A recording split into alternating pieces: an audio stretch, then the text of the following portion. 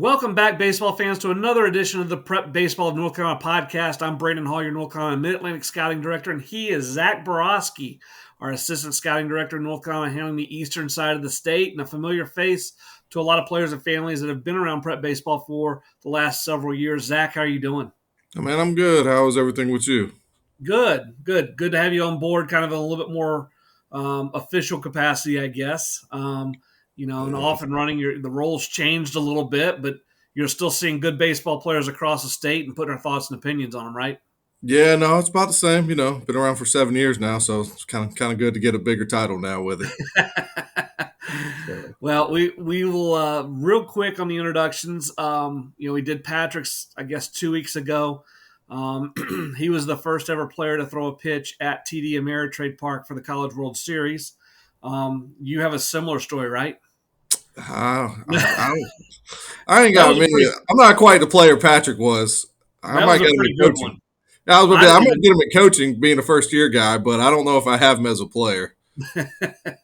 You spent several years at Fuquay, Varina High School as a head coach, won 2 state titles. Is that correct? Mm-hmm. And then you've been an associate scout with the Mets and the Angels.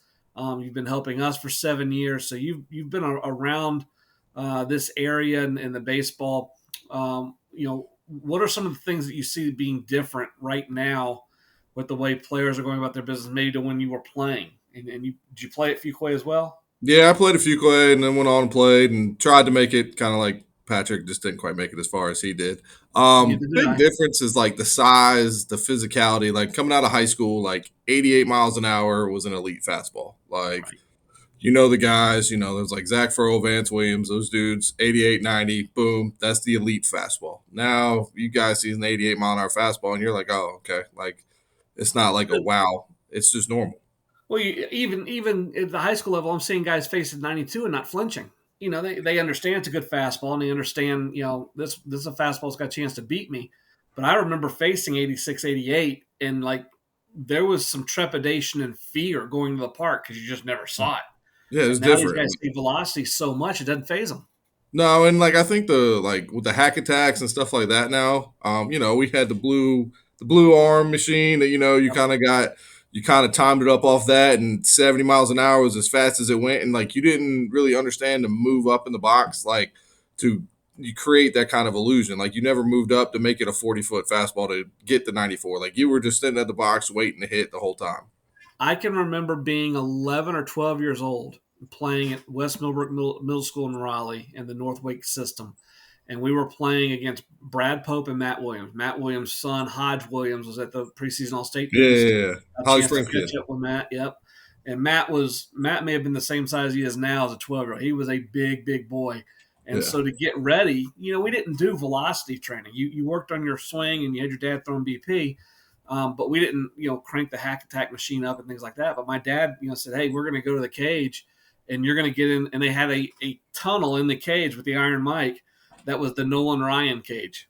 And the sucker was getting on you. And then also, we turned around, we saw Matt the next day and on the bump.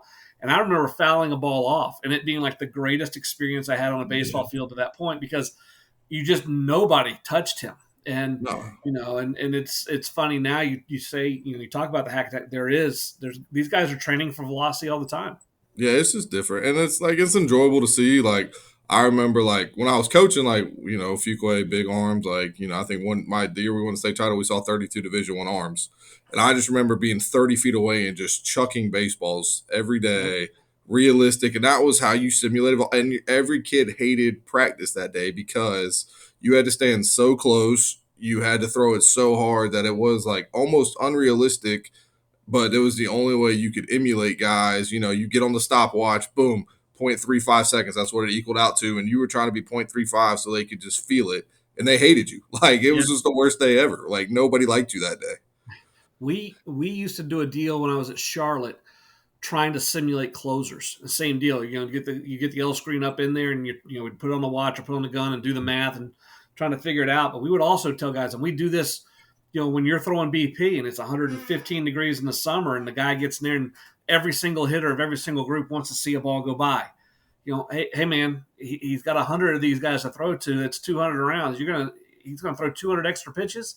I bet we get on time for that on deck. But what we Yeah. would do in practice is Bo Durkak would have we called it a 3-pitch scrimmage. But the deal was you were only to swing at fastball. You weren't allowed to swing at any spin. If you swung at spin, you were out. And if you missed a fastball, you were out. So if it was a ball, that's fine. You got 3 pitches in your at bat to make something happen. But if he's simulating 95 and the first pitch is 95 middle, and you go, that was the one, I'm ready. Well, our simulation as coaches was he's throwing 2 bastard sliders. Now you're out because you're not touching those, and next hitter. So we just kicked him out of the box then, and we tell guys that, we would do the drill at Charlotte, and we would always go, guys, it's just not, the guys, it's not fair. This isn't realistic. And then we go to Rice, and they bring their closer in the 6 in a 1-0 game, and he's 95 in the middle, first pitch, and we had a really good hitter at the plate with the bases loaded, and he watched that sucker go by, and you could see he shook his head, and our head coach he did one of those, and our third base coach ducks his head real hard, and he's bang bang slider. And no shot. The at-bat's over. And the at-bat was over when he let the first fastball go. So, it is realistic, and I think more and more hitters are being able to see that in practices now, which is great. Yeah, I mean, I think especially with the spins too, good. The hack attacks almost have like unrealistic breaking ball spins sometime, which actually is beneficial when you do go see an elite breaking ball. It gives you a chance to see, when you're throwing from 30 feet, it's really hard to make a ball spin in 30 feet realistically. You get it to 50 feet at 74, 75, and it's moving. It gives hitters a chance to see an actual 60, 70 grade slider.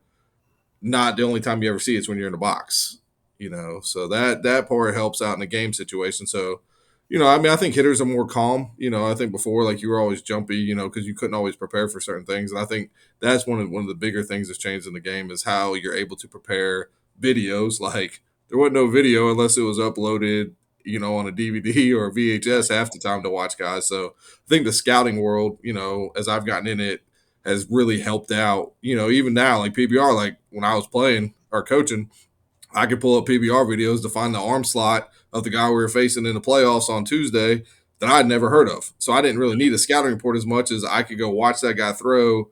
And with all the angles and videos we had, if he dropped his slot a little bit, if he kept it up, and you could just go look at all the numbers. And that actually helped out almost more than anything is that there's so much public knowledge now. Well, you mentioned, we talked about hack attack. This isn't on our agenda, but I'm going to throw it at you anyway. There's a movement, softly, not a loud movement, but a movement within prep baseball and our scouting staff to implement hack attacks for our BP. And there's a couple reasons. One, every major league team is using a hack attack or something similar to simulate and to hit off of nowadays. So hitters need to be used to it. Pro teams are using it. They can kind of align what the metrics are with their guys and what the metrics would be with prep baseball guys coming through. 2, every single player gets the same pitch, ideally, and we would have to figure out, okay, we're going to go from 55 feet. Here's what the dials have to be. Here's what the radar gun should read. And here's what the spin rate should read on the gun to make it fair across the board. We would have something set in stone. This is what we wanted at. This is the range you can be in for that BP. You're an avid BP thrower, and you've scouted for a while now. What would you think if you saw a hack attack out at an event where guys are taking live BP? I'm not gonna lie, we saw it one time, one of our first events I ever worked at, and it was a little rough. As a high school coach, I do like throwing because obviously the timing of the live arm is different. In a situation where all metrics need to be the same, like as a BP thrower, like I've thrown in every pro event, every event for a long time, I miss sometimes, don't get me wrong. So to me, like it does give a fair advantage, but to me, sometimes it will allow bad hitters a chance due to the fact that the ball is in the same place. So you will start seeing some swings that you might not see in a game. You might see a bigger leg lift because if you can time it, you're timing it on a machine. You can get away with a little bit more knowing the ball is middle. I wouldn't mind if we did it, and we're not going to do it because it'll take too long, adjusting middle in away. In real life, when you have I'm looking at 4 hack attacks as we speak while I'm at my batting facility. We start away, you work middle, you work like I do think that there's some really benefits to it. I think things would go faster. I don't think you would always be able to judge the hitter exactly on what type of hitter he is more than a swinger because the ball is usually going to be close to the same place. So you're not really adjusting swing as much as just adjusting the timing a little Yeah. bit. And that's interesting because we've actually gotten some different feedback from guys of they think the BP thrower can elevate bad hitters because you can figure out where the swing path is, and you almost feel bad for that hitter that you're kind of eating up, and you can run it. A really good BP guy, and you are one. You can just run into bats. I know You where can he's find swinging. some barrels now. Sometimes you got to find some barrels. That TrackMan data reads in the middle. Sometimes you got to find where that barrel is. I get that. Like, and I don't get me wrong, but if we're at an event and the guy swings and misses at 12 pitches right down the middle because of the machine, like it's the same thing. Some guys are going to be early and hit it straight down. Some guys are going to swing straight up, and some of it's going to depend on who you go to as a hitter, like your batting instructor guys. Some of the swings that might work in front toss and full BP probably won't work on a hack attack the first time because that'll be the first time you're using it. Right. And so if you're paying a lot of money the first time you use this on a hack attack and you've never seen one, you're going to be sad the first 5 swings. Like there's not, unless you're a true pure hitter, and then it's not going to matter either way. But there's going to be some people that are sad pretty quickly. Well, let's move forward. We're going to talk a little bit about some of the big events we've already run. Obviously, we're filming this on Valentine's Day, the very first day officially of high school workouts. We know teams have been working out within the rules and getting ready, and some teams are even scrimmaging this weekend. But today's the first official day of the North Carolina high school baseball season, which means the last couple weeks we've run our preseason All-State. So we ran 3. We ran an East, a West, a Central, and then we ran our ProCase behind the Central in Kernersville. And Zach, you've been doing this with us for a couple years now. Was that your first year at A-Lab, or have you been to A-Lab in the West as well? Been to A-Lab, I think, twice. The first year the field wasn't all the way done. Right. The only reason I'm not going to lie to you, I remember A-Lab is being the BP thrower. You got to never look up. Yeah, so like A-Labs, I remember. So I think it's the 3rd year we've been there, maybe the 2nd. I know I've been there because I think it's the 3rd. Because everything's a little bit different. I mean, as they've put a lot into it, it looks they really have wonderful. Grown. They've done a wonderful job with it, especially the outdoor stuff. We first got there, it was a little kind of washy, like it was just you knew it was going to be good, but they were trying to take care of some land stuff, I think, and now they got all the land that they need, and I mean you got a full infield, outfield, like you got a practice soccer field if you need it. Like they got a facility that's going to be helpful to a lot of kids, and there's no crowding. Like they got enough cages where nobody's ever going to be on top of each other. Yeah, and what I like is we were still able to hit inside. You've got a big box that's, 40 yards by 25 yards, and we just split that sucker in half and had one hitting one way and another hitting another way. And, from our standpoint, we're going to do a lot of video review, and you're throwing and Patrick's throwing, and I'm watching both, and we're going to go back and watch a lot of the video. But it's so much more efficient for the players. I think it's hard for players to go to an event and stand for an hour and then take 16 really good swings. So, we get them out of the cage, boom, they're up. We only had 4 hitting groups. And so that was a plus there. And we're able to run indoors with that 40-yard length they had. We ran our 30 indoors. We could have done our infield and outfield and even our catching indoors, but they do have that outdoor space. And the weather was really good in Maiden that day, so took advantage of that. Yeah. On the eastern side, obviously, is next level training in Greenville, and Trent and Gaynell, his wife, do such a wonderful job hosting that event for us. And I know it's a big building driven by memberships, and so they don't open up to a lot of outside sources. They do open up for us, and thank goodness they do. We were able to run close to 100 players through there in about 7 hours. Really, truly, they got a full infield. You can do anything. Our stops to regular depth there. Yeah, I mean, I think they play like a little league event there or something, what they talk about. Like they have it set up where they can have like an indoor little league during the winter. So yeah, I mean, and their ceiling roof. I mean, you can tell what a baseball is doing at that place. Like there's enough room to see if it's cutting, if you hooked it, if it's got top spin. Like that roof allows you to see a lot of things, especially the way we were hitting. because it was kind of towards the peak of the roof. And yeah, that makes that place look wonderful. Minus, you smash some garage doors from time to time.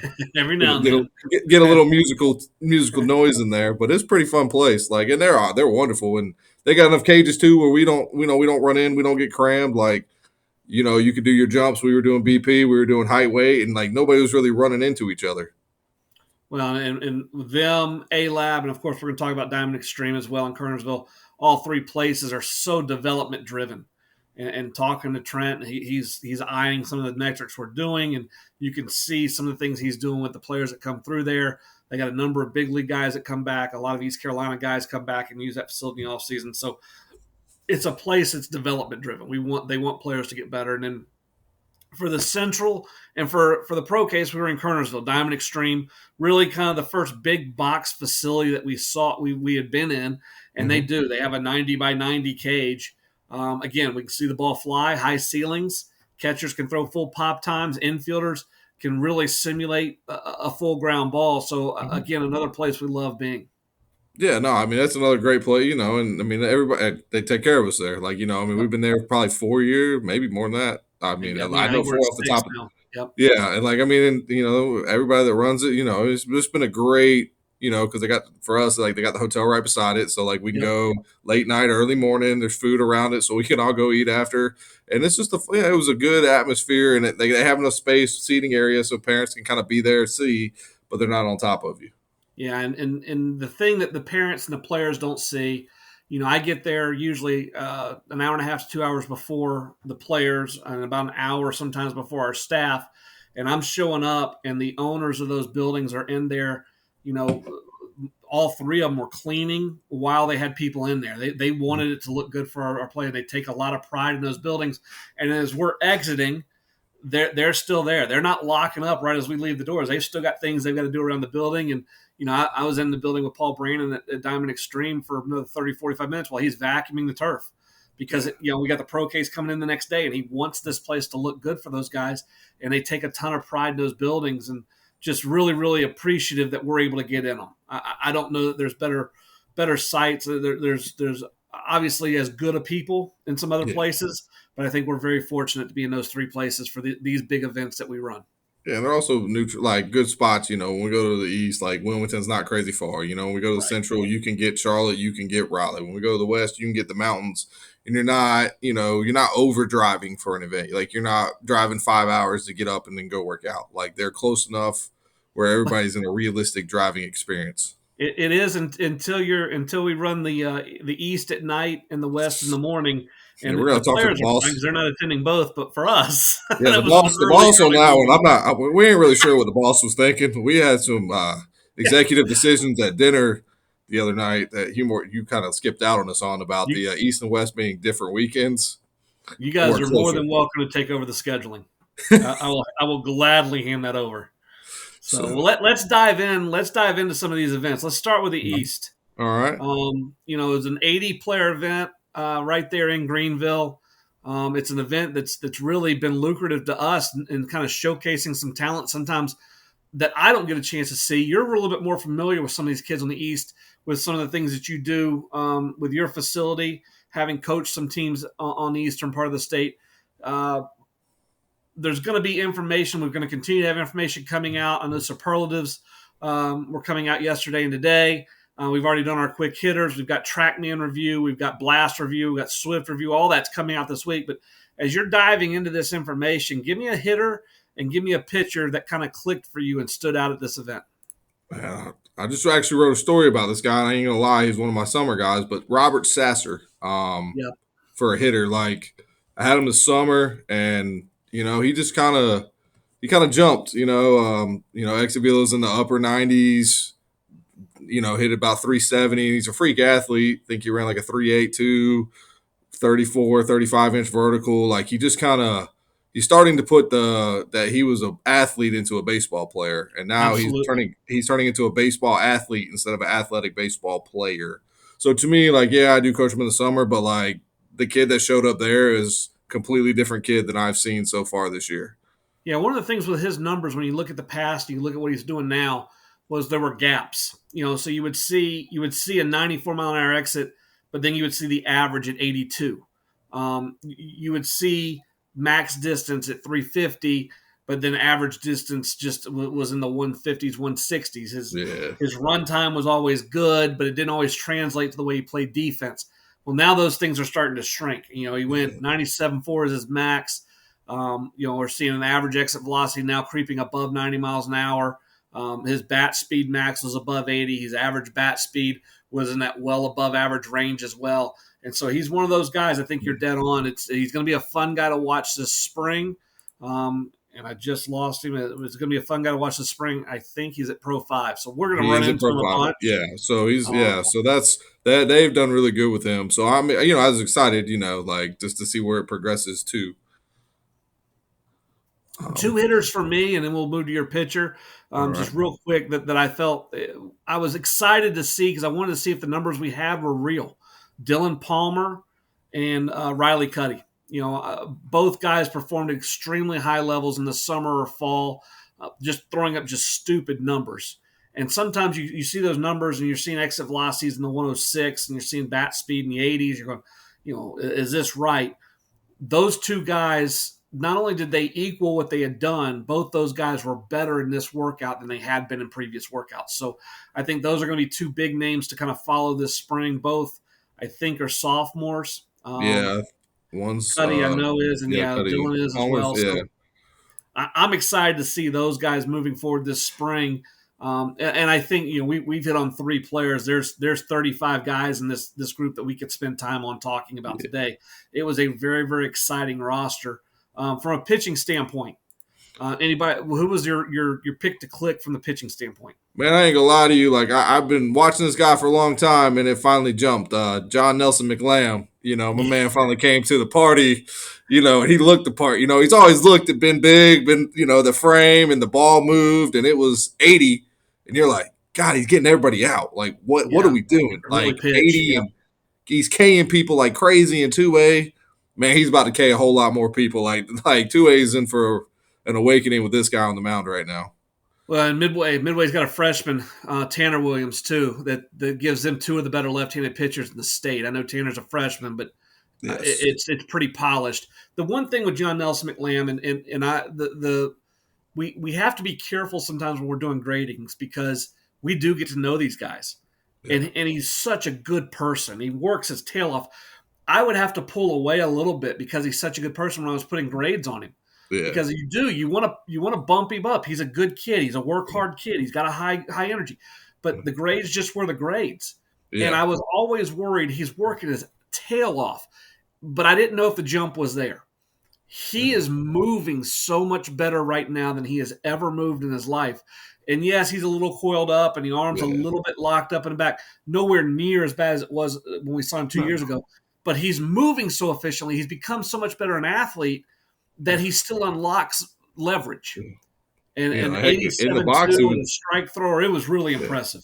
Yeah, it was crazy in the box. I got to throw to him. I mean, my man's just peppering balls mid-90s at my face too. Like athletically, everything is clicked for him. What he's doing now is working as a pure athlete. Like he is fluider. Like everything he has is a little bit easier, and even though it's easier, it's still coming out better. Like it is more explosive, even though it's easier. I'm looking at this list right now, and I mean, I can go 15, 20 pitchers deep before I start getting to some guys that I'm like, It was a pretty impressive bullpen setting. I know you were on some Twitter action and video, and you were just popping back and forth, mound to mound to mound. Yeah. At one point, turned to me and go, "Hey, should I just do everybody?" Yeah. I was like, "No," but I mean, it seems like we are because they all have a chance. Yes. The one guy that really stood out for me, Davis Hathaway. Yeah. Davis was at our senior event in South Carolina, the unsigned senior games. He is at J.H. Rose. We're getting that same. It's a little bit like John Nelson McLamb. Davis is a better mover than McLamb was a couple years ago. Mm-hmm. Obviously, the same age. But I think we're just scratching the surface of what he has a chance to be. It's 85, 87. He's a strike thrower to both sides of the plate. He spins the ball well. It plays against hitters. Still uncommitted. Yeah. He may end up at a junior college. He may end up at Pitt, which gets to stay at home. He may end up at Brunswick. He may end up at Wilmington. He may end up at East Carolina. He's got that kind of range where somebody's going to pop in there this spring and see him, and he may be bumping 89, 90. And now you got this big, long, lanky, athletic dude that's uncommitted, and everybody in the world's jumping on. So I'm really excited to kind of see what his spring holds. Yeah, I would say he was probably the most, my connections from college coaches have kind of stayed with the pro world and everything. And he was probably the most called about guy I had. Yep. How did it look? Is it there? Do you think there's one more jump? Do we need to pop in now, or do we need to pop in probably closer to April or May just to see if the jump happened? And I was like, yeah, I mean, and he threw a great changeup. It was one of the better it might be the best changeup at the event. It was repetitive. It was easy, repeatable. It's got a chance to pitch, and he has a chance to be a starter, which is going to keep colleges interested. But he's the guy. He's the guy that separates the pretenders from the real thing in terms of evaluation and recruiting. Yes. You have to marry your ability to evaluate a player where he is now and where he has a chance to be to your ability to get a player from where he is now to where he has a chance to be. Mm-hmm. And if you have a system in place and he fits the things that you like to do, there's a jump coming, and I think he'll make it this spring. So I think those guys asking need to get in there as quickly as possible when their schedule allows them to, and see him. If not, getting more and more information from J.H. Rose as he's getting ready. Because I think there will be a log jam of coaches that are trying to make decisions on him, and the ones that can go ahead and trust their instincts and their ability to develop will be ahead of the game on him moving forward. Yeah. Very true. Let's jump to the West. This is very similar to what we did that night. We got out of that building about 9. I got into my bed at 1, and at 7 a.m. I was back on the road heading to Maiden. Beautiful facility, roster of about 60. Gorgeous day. We actually got a chance to go outside. Let's start with your pictures on this side. Any arms that stood out to you as we were going through the bullpens? Yeah, Charlie Shaver. Man, my man can move. He had 4. Heck, he might have thrown 5 pitches. My man was just throwing the kitchen sink in the bullpen, and everything was just coming at you, and you were just excited. You were like, "What do we got next? What do we got next?" Looking at the iPad, my man was a mover, and he kind of he doesn't look like a high school guy. To me, being all my pro scouting background, he has those pro moving abilities, and the arm speed, the arm action, the mannerisms. He fit more of the pro mold than most of the guys there, just because how he handled himself and how he threw. Yeah, and he was the guy that you look and I go, okay, where are we going to be in 4 or 5 years? And he's the guy that's got the highest ceiling. Another one that kind of fit in that category was a freshman, Alex Wall, 2027 from Freedom High School, 6'3", 175. We had him on our junior future games team, and he's taken a jump. I still don't think Alex realizes how good he's going to be. And so I always equate it to the guy that hangs around the crowd when everybody in the crowd knows this is the guy that has a chance to be the leader, the president, the best athlete, whatever it's going to be. He just hasn't figured it out yet. I think Alex is going to here very soon as he starts facing high school hitters and realizing as a freshman that his stuff's advanced. And the other one, obviously Ryan Engel. Left-handed, bump 91. He gets a little hung up in the back and the elbow, a little bit of an elbow lead guy with a hand underneath the elbow. And can you get that worked out? He's made such a big jump from last summer that I think anything's possible. And he's shown to be a good athlete. He found the barrel a little bit, even with long limbs. Yeah, he was on the barrel a lot more than I thought he would be offensively. So, and again, I'm going down the list. I'm 15 arms deep. And I'm looking, going, this guy could help somebody, that guy could help somebody. So this is one of those events, along with the East and the Central. To be honest, coaches are going to have to dig into the video, and they're going to have to dig into the stats and kind of go watch these guys because there were just so many of them. Yeah, it's one of the ones where you're going to look back and see a lot of commits. You might not see a lot of early commits, but when you go back and you're like, oh, okay, that guy's like a mid-major, small major, mid-major, small major. That got bumped 90. There's just a lot to it that, it's fun to go back. It's one of the things I'll say, I do all the time. I'll go look at 4 or 5 years ago, see where all the guys ended up. And, you're like, oh, I remember that guy. There's going to be a lot of guys in this you remember. And then you're like, oh, okay, yeah, I can see how, I can see why mid-major took him. I can see why, how that guy ended up in the ACC because he was moving good as a freshman or a sophomore. Absolutely, and I think it's going to help us because we've got our future games team. We're not going to see Yeah. a lot of those guys. None of those guys can talk to colleges before we go to the future games. Nope. So that one, and then also the super sophomore games, which is right behind it with the 27s, and that's going to be hosted at Wake and at High Point. So we get a home game there where we're facing South Carolina, Virginia, Maryland, New York, New Jersey, Pennsylvania. They're going to Yeah. come down here and try and take over our area. That's not happening if we're going to run out some of these guys. So I'm excited as we start diving into that, putting those teams together too. But let's flip over to the hitting. And I thought with a group of about 50 to 60 players, the BP rounds that we took here, I couldn't tell if I was over evaluating players because we were indoors with a lower roof and maybe I was just missing. But when you go back and look at the video and you go back and look at the numbers they put up, this was some of the best BP rounds from a total standpoint of an event that we've seen. Yeah, you go look at the numbers and you're just like, hey, like, all right, as I said, you're throwing and the low roof, you kind of get like you hear it a little better, but like some of them balls were moving. Like Yep. it's just one of those things. And being in that setting, I actually think the hitters probably are at an advantage because you're not really chasing distance. Like you're not really chasing so many things that you actually get better swings off. And obviously, if you get better swings off, you're going to get better numbers. And sometimes you go to the bigger facilities, you start chasing that long fly ball, even though it's only going 210 in the back of the cage. And here, it's all just let's just go ahead and hit line drives and smoke balls. Right. Well, the hitter for me, Landon King, showed out, left-handed hitter. I was excited to see because I've heard good things. And then Charlotte didn't let it happen. They didn't let the video get out before they got that commitment Nah, they done. got him quick. Good for them because I think they're getting a young man that's just scratching the surface. He's a physical kid right now, but it's still a baby face. It's still peach fuzz on his forearms. So I think he's a guy that's going to continue to go. There's two players I was excited to see from a standpoint of where were they last time I saw them and where are they now? Jake Parham has taken a huge step forward in terms of Need his to play strength, his ability defense. to handle a barrel. And he's getting closer to where his brother was. Yeah. Really good player last year in the 23 class at East Carolina now. And then my other one was Meridian LeFew. And I think Meridian LeFew in the 26 class is putting himself into that category. He's probably a top 5 round follow just from the way he moves, the way he plays defense, the way he hits, his body, his athleticism. Long way away from his draft. But Yes. if I'm putting a number on him right now, he's a top 5 round follow for me. Yeah, especially the position he plays and everything. My big guy was Connor Trionig. Buddy, if I messed up your name, I'm sorry. Big long levers dude. And like I was throwing and like I'm gonna be waiting for the summer to see when the pure strength comes in. It's long, it's lanky. But my man was hitting some bombs off of me. And it was like one of the ones I went and walked straight to the track man. And the numbers might not match it yet.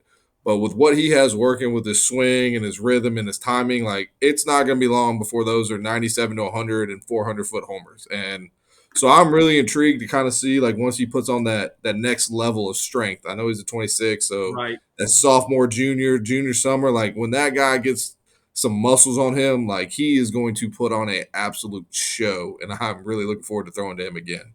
And it may be an interesting lineup to watch this spring at Reagan because you got Smith at short, you got Brady Marshall at third, Tregoning sitting in the middle of the order. He's going to have some protection. They're going to have to pitch to somebody.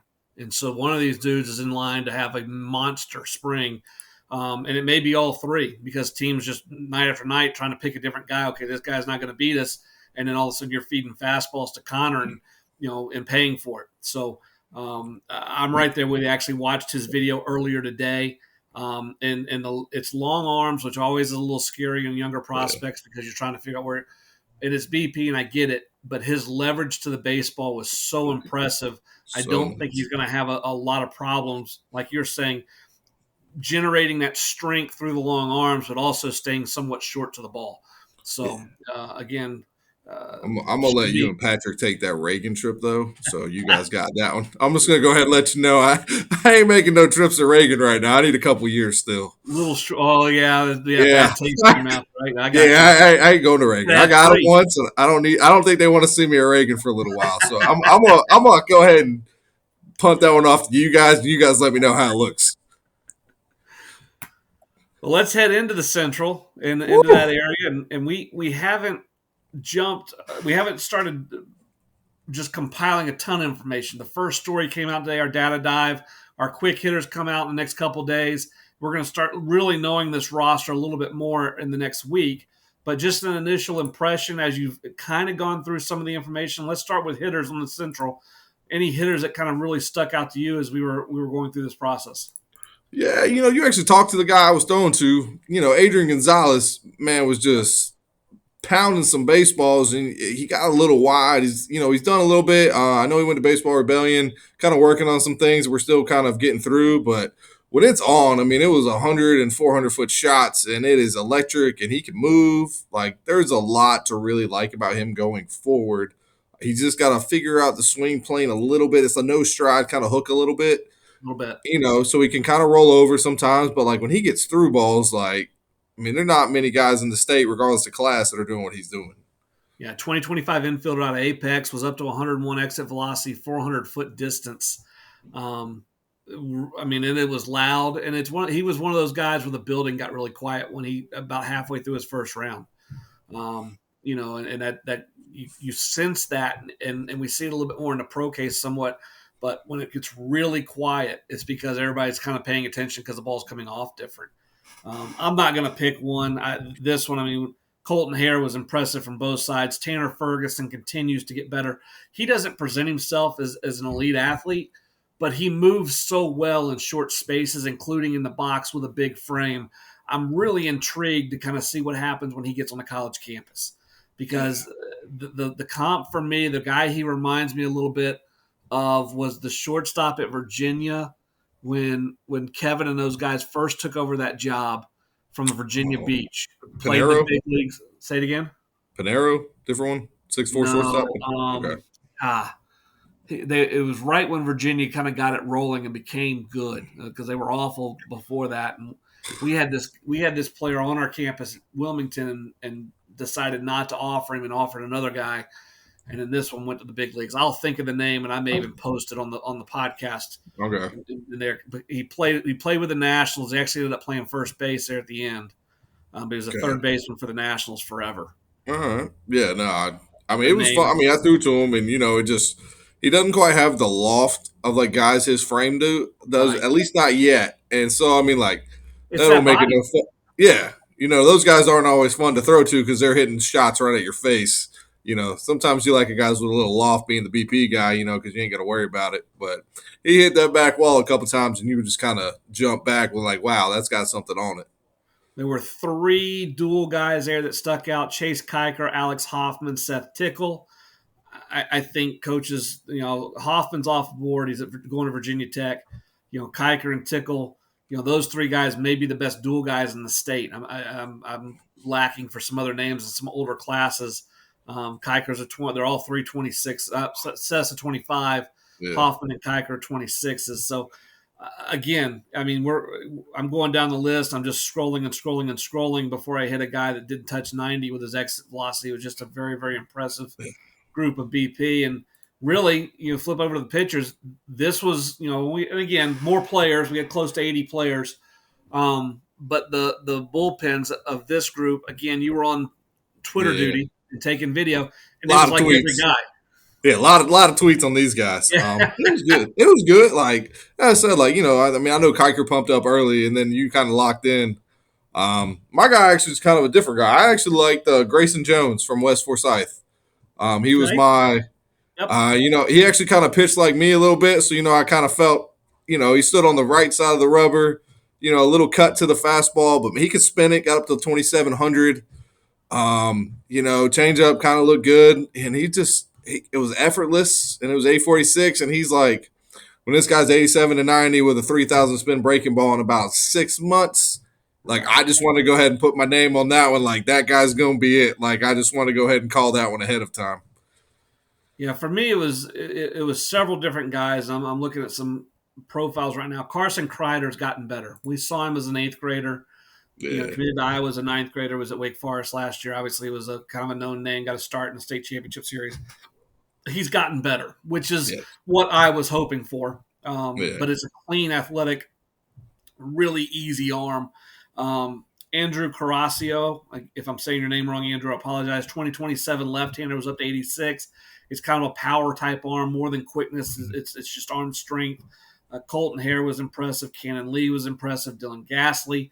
But one guy that I'm kind of really interested to follow is one we took to our future games, Austin Fetterspiel. It's a player that plays football in the baseball offseason.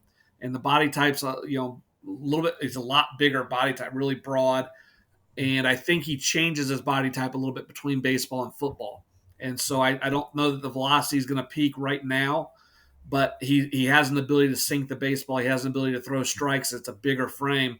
It's going to be really intriguing what happens to him when he just is concentrating on baseball and he's just allowing the body to kind of leak into that pitching realm and see what happens, because he already has a really good feel for repeating his delivery, even though he's spending half the time a lot of these other guys are throughout the year.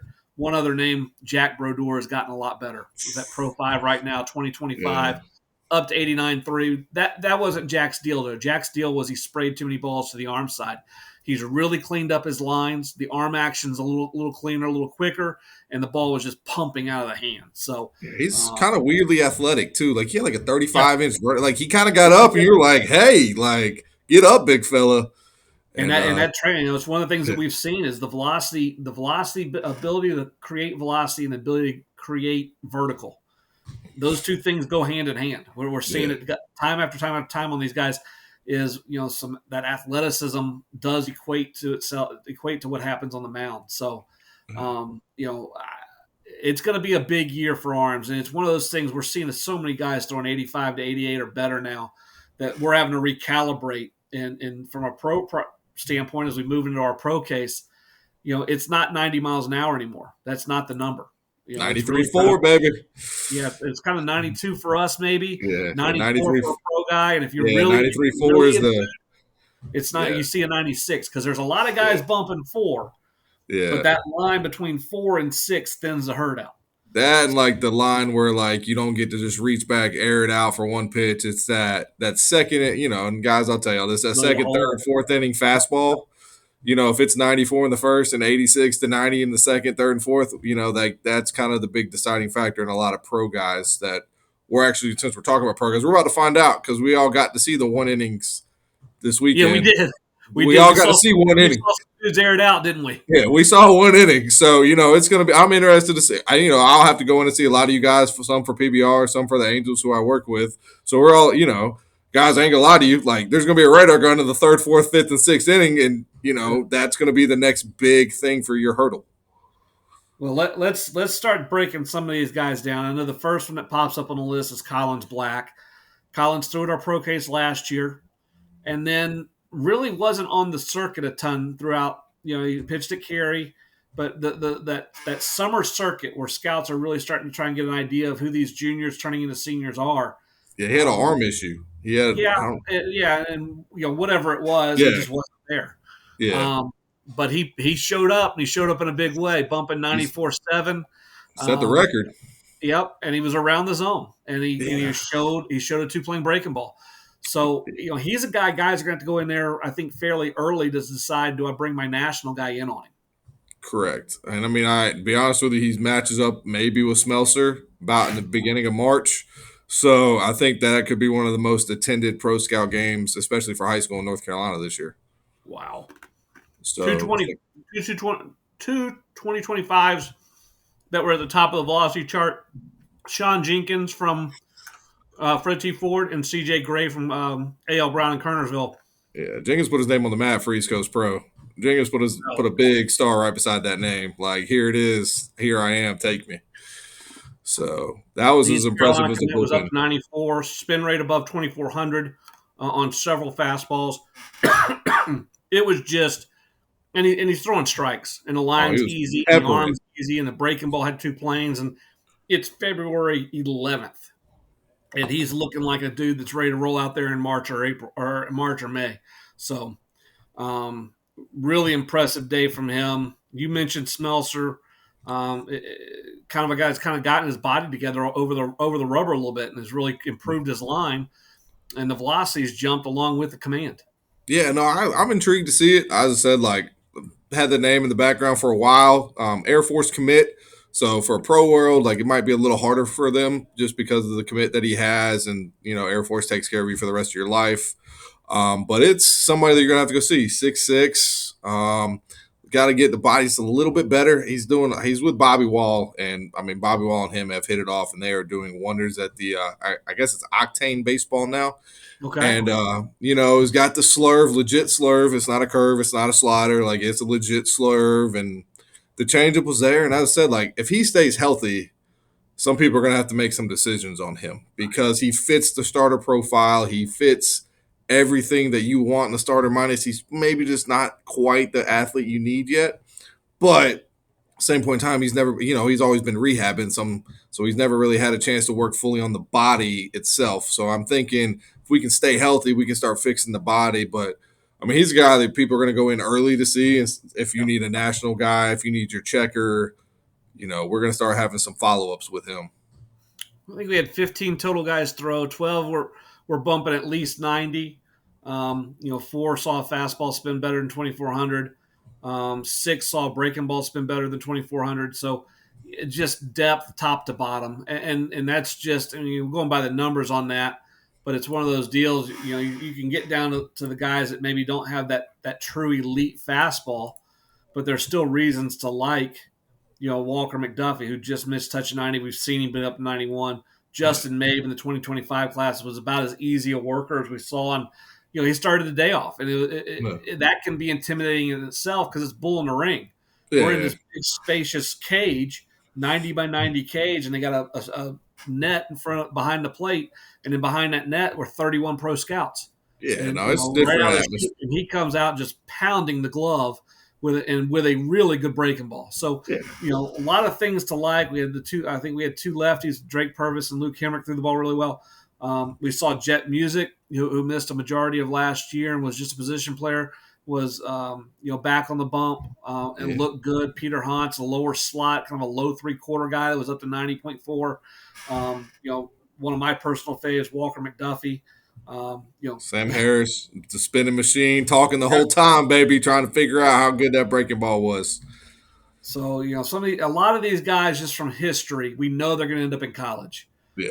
But when we start talking about this time next year, who are the guys that are going to be freshmen that are going to be leading their teams and having a chance to really put their mark on a college club as a freshman? We're going to be looking back at this list, and a lot of these guys have that opportunity. So.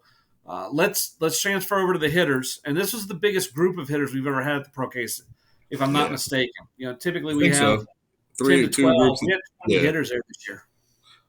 I mean, I'm not gonna lie. I think Sawyer Black probably might be the best hitter in the state, and probably one of the better pro prospect hitters. Just going through some of his numbers, like man just knows how to hit. I went and looked at the grip strength. It's in the 150, so he's got some strong hands. He ran well. For him, it's going to be, can he prove to play center field? And with the speed he has, and I mean that's going to be the big deciding factor on what kind of guy that pro scouts think he is. If they think he's a left fielder, it's going to go down a little bit. If they think he plays center field, his value extremely skyrockets. And the way he hits, I mean, it's middle of the field approach, backspin. Like, he can just hit, and he's going to hit, and he's hit at the summer, and he's hit in the fall, and he hits whenever.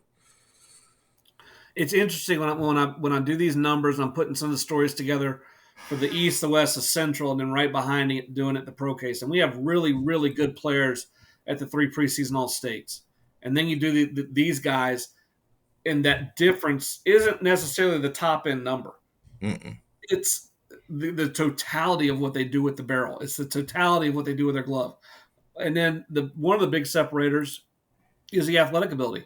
The number of guys that ran sub 4, the number of guys that jumped over 28 inches is just it's a 10x multiple versus what we see in other events. And that's kind of what we see, the difference between the ProCase guys and the really, really, really good college prospects across the state is athleticism, explosiveness, and consistency. Yeah.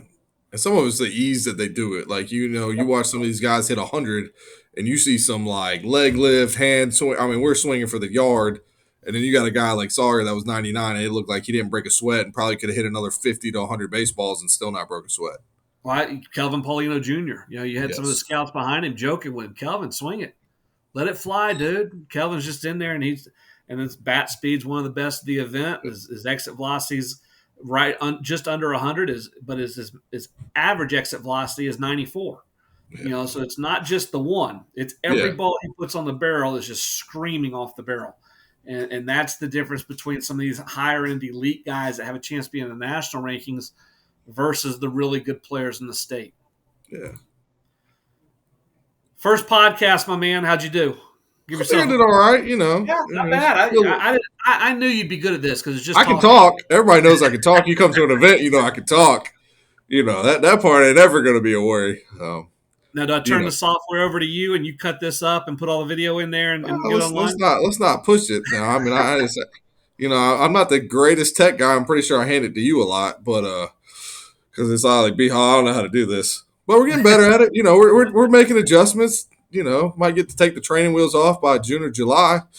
I think you and Patrick are crushing it. You guys are doing a great job. We're having fun with it. Talked to Patrick this morning. We get our jokes in. I get my Patrick phone calls between like 8:30 and 9:15, and then Espo's about 9:15 about 10:30. I don't call you until after 12. So I try not to. We make sure that we get all the answers before I call you to see if we don't have to worry about it. I don't know how Sammy gets any work done in South Carolina. I don't like.